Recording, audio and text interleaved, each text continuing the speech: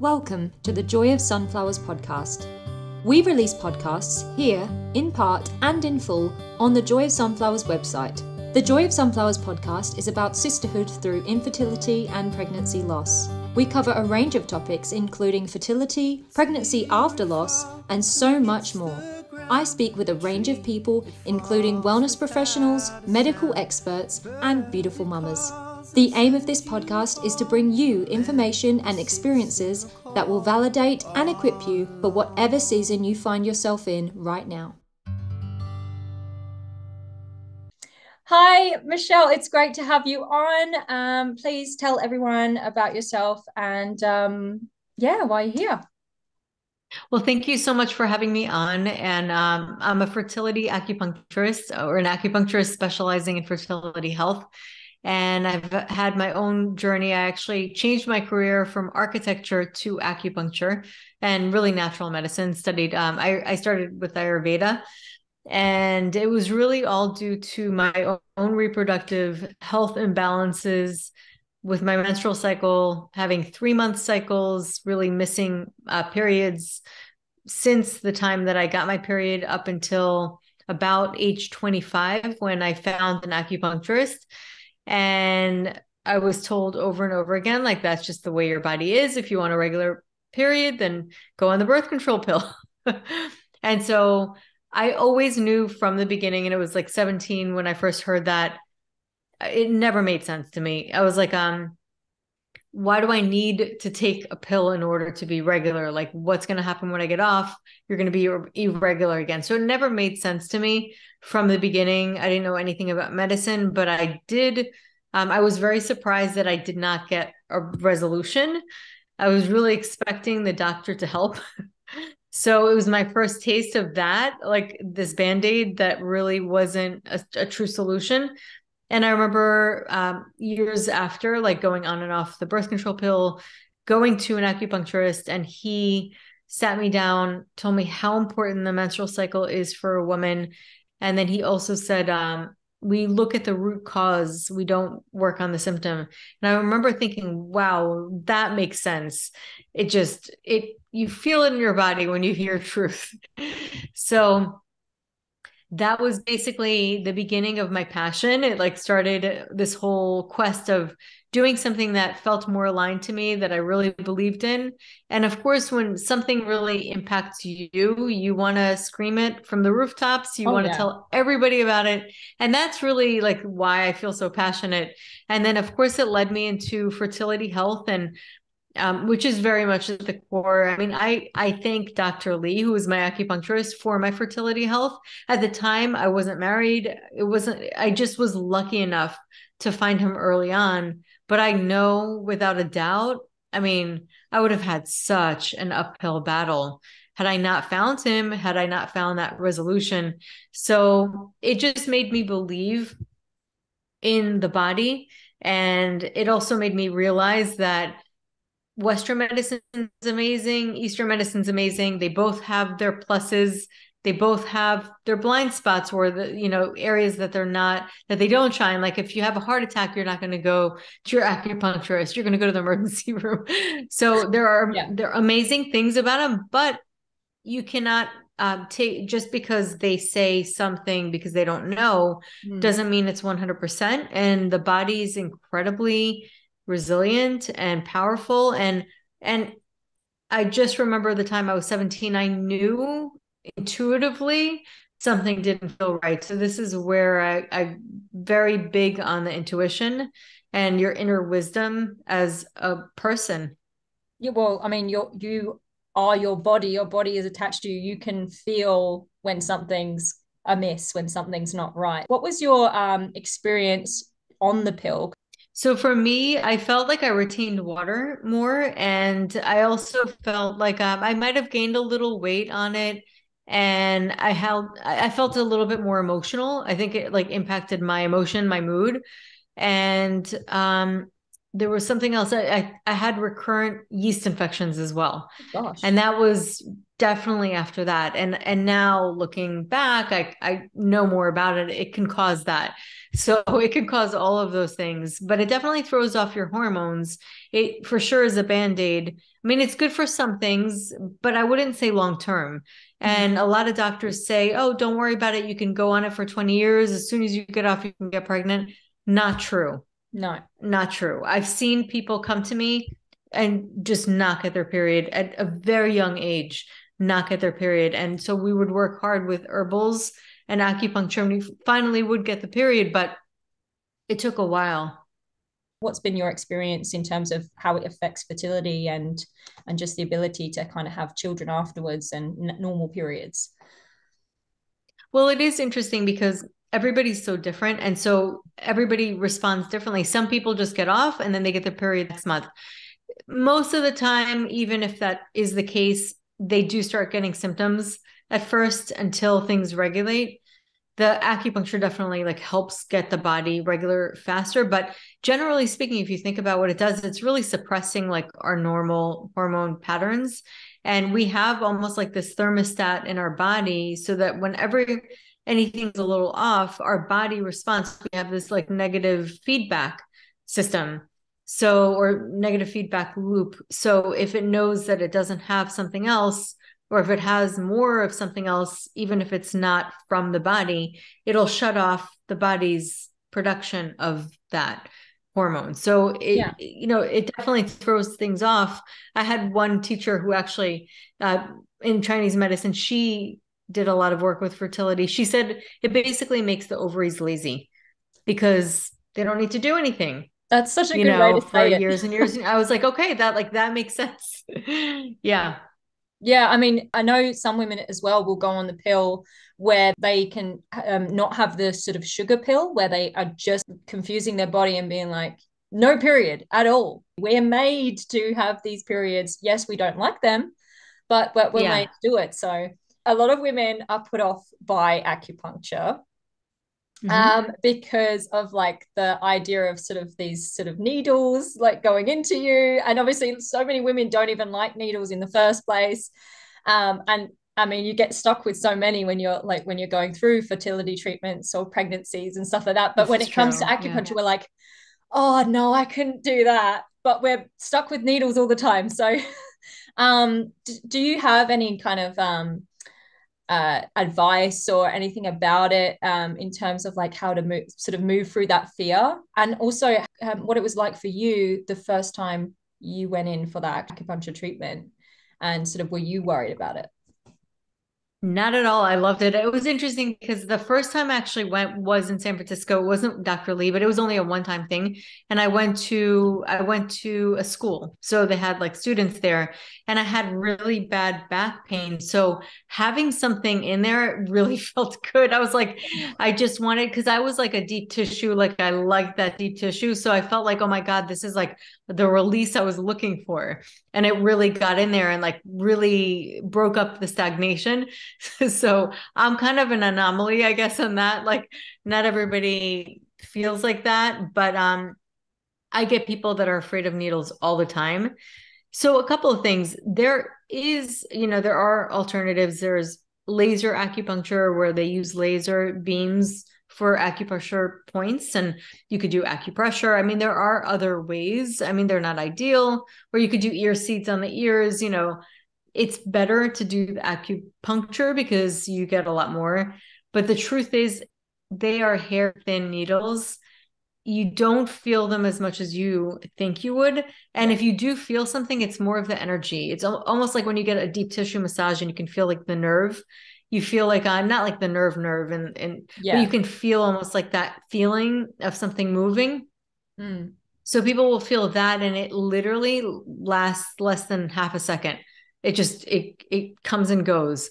So, and then it's gone. So people have the needles in. So, and then some people who are afraid of needles will go through it for a little while and be scared, and they'll start their palms will start sweating, and I walk them through it. And you can also ask for baby needles. Sometimes I'll use baby needles. They are like super hair thin, like beyond thin.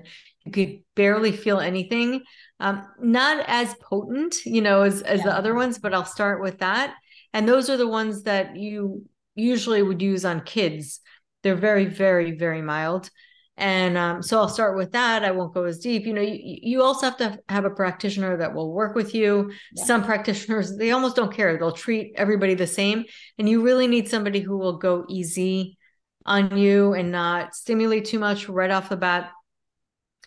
But I mean, there are other options. Plus, another thing, if you're not doing IVF, you can do also Chinese herbs. If you're doing IVF, Chinese herbs is not a good option, I'm guessing. Correct. Yeah, because it can impact hormones. And we don't want to do that because it's going to contraindicate and kind of throw off what they're trying to do, because usually they're trying to manipulate the hormones to make the body do what it wants, what they want it to do. So they're kind of controlling the way you're ovulating. They're controlling it. So you really don't want to mess with that at all. That's where a lot of people who specialize in fertility will understand a lot about supplements, because a lot of supplements are safe to take during IVF. So that's the difference kind of with somebody who just does general acupuncture and herbs versus somebody who understands fertility specifically, because you have to kind of move and pivot depending on what the person's doing. With acupuncture, I'm guessing like it's fine with IVF and sort of when you're doing those hormonal treatments, or is there specific spots? It's more than fine. It improves success rates. There's some studies that show that it helps. I mean, it really helps a lot. Yeah. Because it brings blood flow. I mean, you could do other things also to just general balance, which helps alleviate some of the symptoms that people experience with the fertility drugs. And then on top of that, it also improves blood flow. So as the drugs are coming in and they're trying to grow the eggs, how are they doing that? Through blood. And when you're putting the blood flow in the pelvis, you're getting needles in. So what it's causing is kind of like an immune response, but it's a controlled injury, because it's not an infection. There's nothing really bad happening, but the body's alarm system is like, hey, something's here. Let me go check. Like, let me get blood flow, collagen, whatever, just to make sure that we're there if we need it. So lots of blood goes to that area where the needles are. And you'll see the blood actually like a little red around the needles. And so that's one of the things. Plus it's also meridian points and it gets the energy flowing. So it's for sure a wonderful complement to IVF. It sounds like it would be. In terms of like after a loss or after pregnancy, can you use acupuncture to kind of work through that? Because it sounds like it's one of those sort of almost healing things as well, because of the way it sort of works to stimulate. Yeah, I mean, what it does is it evokes the self-healing ability of the body. It really turns on that self-healing by also putting you in a parasympathetic mode where you're resting. Your body's able to release. A lot of times people have emotional releases, which is great. It's actually a good thing because you want to release. A lot of times people hold emotions in their body, and part of the healing is really releasing those emotions. So we work on all of those different levels, really calming the spirit, helping the emotions, helping trauma. There's certain protocols that we use for trauma as well, because it's an emotional trauma and it's a physical trauma. And then also just the acupuncture itself puts you in a self-healing state. So your body's able to heal faster and get to homeostasis. Yeah, it sounds like it would really help that kind of grieving process as well, just to sort of move through. If you're getting that release of emotions, I know it's when you go through the loss, it's really hard to kind of understand what you're feeling sometimes. So if you were doing something like that, I mean, I'm sure you'd have some kind of reaction. Have you worked with a lot of women who have gone through loss? How did it sort of play out? Were there reactions emotionally? Oh yeah, I do currently work with a lot of people that have gone through loss. One of them actually went through loss at my office. Like she was on the phone with the nurse. I will never forget that image in my mind, like that scene. She's actually really a near and dear patient for me. Like I really, it's interesting as you're working with people, you really become attached to them, and like you develop bonds because you're really going through the journey and you're human. So you go through it with them. And so it's devastating. I mean, there's no words to describe it, because a lot of times when it comes to loss, and especially with pregnancy loss, it doesn't have the same kind of community coming around you. There's no talk about it. And so many times, this is what I hear over and over. They're traumatized by the hospitals. They're traumatized by feeling like a number. Yeah. They want to ask for help and nobody gives them help. And like, they feel very dismissed, like, oh, don't worry about it, you're gonna be fine, you just go home, like you're gonna be fine. And they're like, no, something's off. And then sometimes there's like tissue left over and they intuitively know, but they're kind of like, so the trauma goes on. It's like not just the situation itself, but also like the system and feeling like it's failed them. And so it happened, like I hear this over and over again. This is just something repeated. So with my one patient, she went through it, and she's been coming to me. She was coming to me every single week, and eventually she was going to do IVF, and she got pregnant naturally. And she delivered, she had the baby, and she got pregnant again, and everything was fine. But looking back, I mean, she went through so much, through the process and grieving. And that's the thing. So a lot of times when it is pregnancy loss, people feel like they're grieving alone. Yeah, I think it as well. Even when you have the support at home, some like from your partner or something like that, you can still feel alone, because obviously they will experience that loss very differently from the woman, because obviously we have the sense of place of where that baby was. It's really primal. Did you say you had kids? I couldn't remember. Yes, I have two Yes, kids. yes. So, what was your experience of having children? I'm indebted to Dr. Lee. Like I literally am, because of him, I was able to get pregnant. Like I was ready. And I feel very lucky that I did this before I was even trying, because I wouldn't even know that acupuncture helps with your menstrual cycle. I wouldn't know that acupuncture, like I wouldn't have known about acupuncture had I not like gone to him. And it just kind of dawned on me. I was like, that's weird. I went away for 3.5 months and I didn't get my period the whole time. I'm like, Mom, I think I need to work on this. So that's when I went to see that she found out about acupuncture. She's like, why don't you try acupuncture? See if it works. I mean, and it just so happened to be that he was a gynecologist in China. So he had like, he specifically specialized in that. I really do believe in like fate and things happening for a reason, but I also do believe in free will, and you need to be an active participant in listening to your body. Because for whatever reason, I decided to listen to my body, and it happened to be earlier than when I got married. So because of that, I was able to conceive easily, thank God.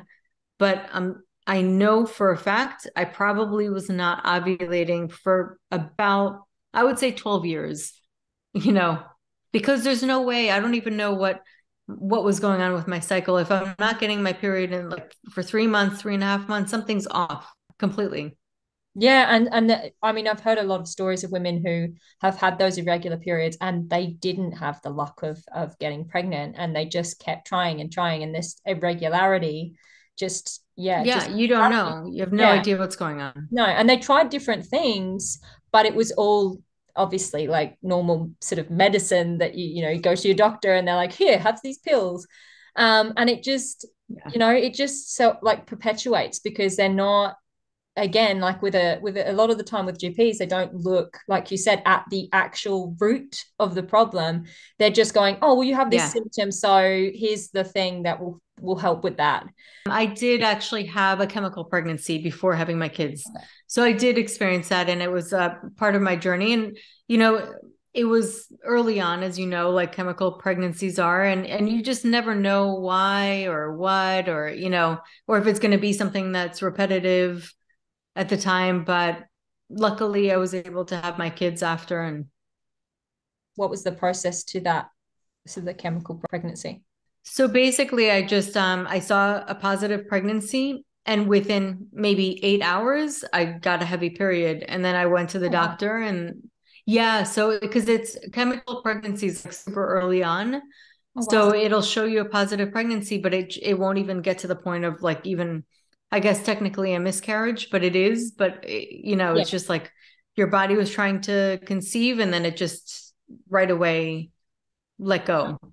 Yeah. So I didn't know what that was. I was like, that's really weird. And when I went to the doctor, they said that it was a chemical pregnancy. That was the first time I've ever heard of that term. Mm. This is when I was doing architecture. I was like in a completely different field. I didn't know anything about the body, natural medicine, although my husband was a doctor, but I didn't really know, he's not a GYN. And what's interesting is I actually kind of, to speak esoterically, I had a dream.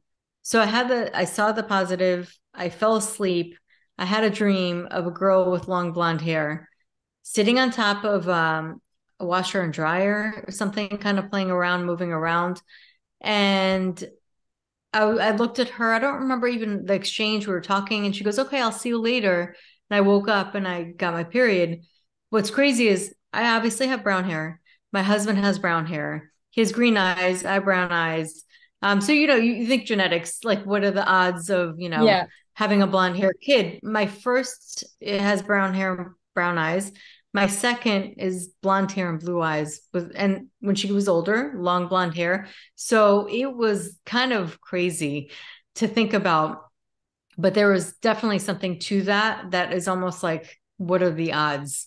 Yeah. You know? I mean, I don't know if you saw the video about my dream, but I had a dream of the first loss before I found out I was pregnant.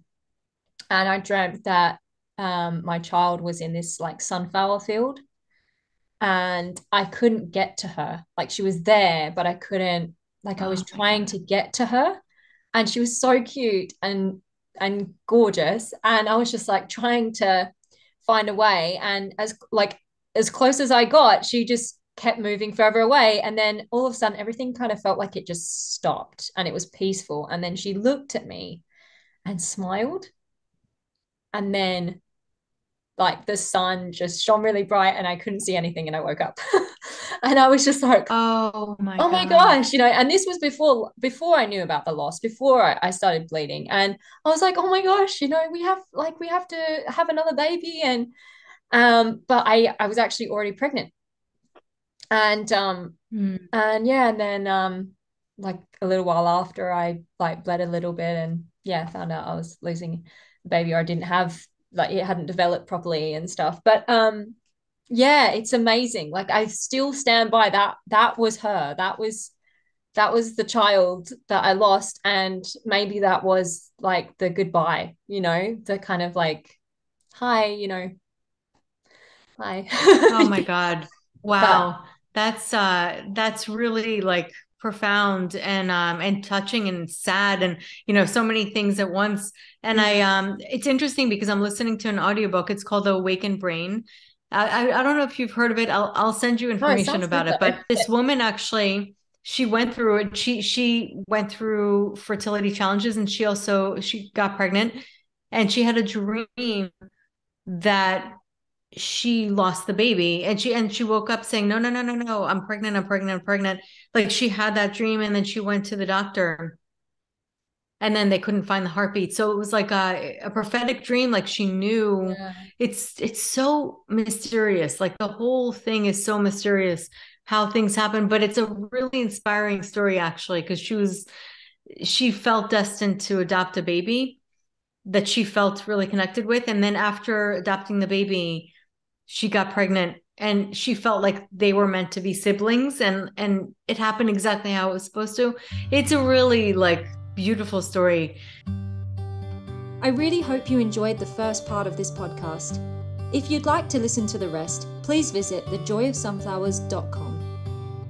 Please note that all speakers, including experts and professionals, express information, views, and opinions that should not be used to diagnose, treat, cure, or prevent any medical conditions. If you have a medical issue, please consult a qualified professional. Speakers voice their own views, opinions, and conclusions, and they may not reflect the views, opinions, and conclusions of other speakers. Ella Rose, The Joy of Sunflowers, and its sponsors may not endorse all or any of the views, opinions, or conclusions expressed.